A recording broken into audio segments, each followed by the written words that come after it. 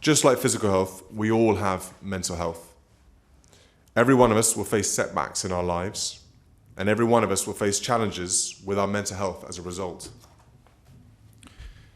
The consequences of this silence, confusion, stigma, and even shame have reached a crisis point in the UK.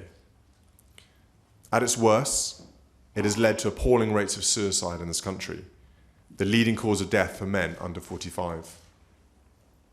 Every day, failing to tackle mental health means that we're not reaching our potential at work. When you struggle in silence, you cannot give it your all. Failing to tackle our own mental health means that we're often unwittingly passing on our silent suffering to our children, who need us to take our mental health seriously to play our full role as parents.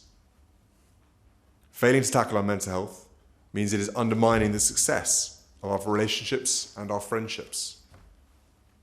And failing to tackle our mental health often has knock-on effects to how we care for our own physical health. When you don't feel well emotionally, you are much less likely to take care of yourself physically. We're here today to take a big step in shattering this silence. We're going to use one of the most powerful, unifying forces in our society, football, to start the biggest ever conversation on mental health. Today we launch Heads Up, a new campaign run by the FA in partnership with Heads Together. But first I want to tell you a little bit about how we got here. 3 years ago, Catherine, Harry and I launched the Heads Together campaign, building on the decades of tireless, brilliant work from campaigners and charities, such as Paul Farmer here in mind, to challenge stigma on mental illness. We wanted to make it easier for people to start a conversation about mental health with a friend, a partner, a parent, co-worker, or a medical professional. All of us have seen the consequences of unaddressed mental health issues in our charity work. For my part, I had seen in homelessness that so many of the people who end up sleeping rough were in need of mental health support. And when my first call out as a HEMS air ambulance pilot was to a male suicide, I saw just how desperate these issues could become. Since launching the first campaign, I've wanted to do more to get men talking. It's no surprise that they've been the hardest group to shift. As president of the FA, I saw an opportunity to bring the sport I love, that many men talk about more than anything else in their lives, to help lead the next phase of the conversation. Over the last 2 years, we've been working behind the scenes to decide the best way to harness the power of football to really change the way men think about mental health. Heads Up will show men that we all have mental health, just like we have physical health.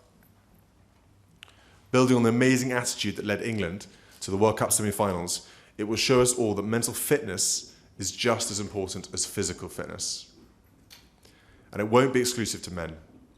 Plenty of women love and play football, and our England women's team is about to head off to this year's World Cup. The campaign will speak to everyone who cares about the game. Over the next year, leading up to the 2020 FA Cup final, we are going to use football's biggest platforms to get the country talking.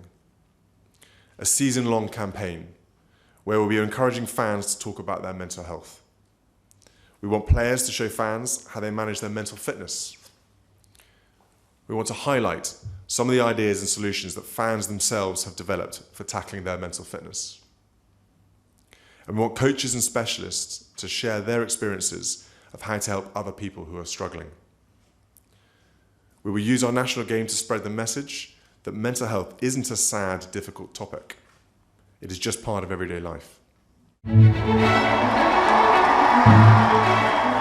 I declare before you all that my whole life, whether it be long or short, shall be devoted to your service and to the service of our great imperial family to which we all belong.